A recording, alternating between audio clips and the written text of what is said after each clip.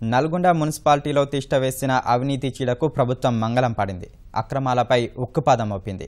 రాష్ట్ర పురపాలక చరిత్రలో మునుపెన్నడూ లేని విధంగా ప్రభుత్వ ఆదాయానికి గండికొట్టిన 21 మందిపై సస్పెన్షన్ వేటు వేసింది. ఈ దెబ్బతో నల్గొండ మున్సిపాలిటీ ఖాళీ అయింది. రెవెన్యూ విభాగంలో పనిచేస్తున్న రెవెన్యూ అధికారి నుంచి బిల్ కలెక్టర్ల వరకు విధుల నుంచి తొలగించింది.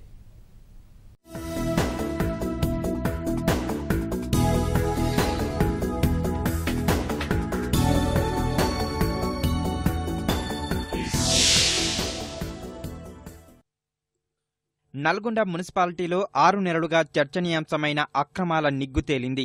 3,32,00,000 అవినీతి జరిగిందని తేలడంతో సర్కారు చర్యలకు ఉపక్రమించింది. అందుకు బాధ్యులైన 21 మందిపై సస్పెన్షన్ వేటు వేసింది. 5 రెవెన్యూ, 16 మంది బిల్ కలెక్టర్లను విధుల నుంచి తప్పిస్తూ ఆదేశాలు జారీ చేసింది.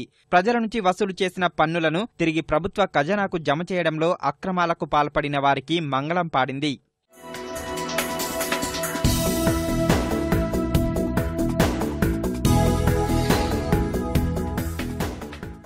నల్గొండ మున్సిపాలిటీలో జరుగుతున్న అక్రమాలపై ఈనాడు ఏడాది ఫిబ్రవరి నుంచి వరుస కథనాలు ప్రచురించింది.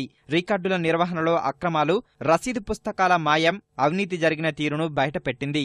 మున్సిపల్ చైర్పర్సన్ బొడ్డుపల్లి లక్ష్మి పూర్తిస్థాయి విచారణ చేపట్టాలని రాష్ట్ర యంత్రాంగం, విజిలెన్స్, సిబిసిఐడి అధికారులకు లేఖలు రాశారు. కౌన్సిల్ సైతం పూర్తిస్థాయి విచారణ చేపట్టాలని తీర్మానం చేయడంతో స్పందించిన కలెక్టర్ ప్రత్యేక ఆడిట్ బృందాలను రంగంలోకి దించారు. ముందుగా 1,50,00,000 అవినీతి జరిగిందని తేల్చి క్యాషియర్, ఇన్ఛార్జి బిల్ కలెక్టర్ను సస్పెండ్ చేశారు. ఆ తర్వాత 3 నెలల పాటు క్షుణ్ణంగా పరిశీలించి 3,32,00,000 అవినీతి జరిగినట్లుగా నిర్ధారించారు. గత నెలలో ప్రభుత్వానికి నివేదిక సమర్పించారు. తుది విచారణ కోసం ప్రత్యేక విచారణ బృందం నల్గొండకు చేరుకుని 4 రోజుల పాటు దస్త్రాలు పరిశీలించారు. ఆడిట్ అందజేసిన నివేదిక సక్రమమే అంటూ ప్రభుత్వానికి నివేదిక అందించారు. దీంతో పుర సిబ్బందిపై ప్రభుత్వం వేటు వేసింది.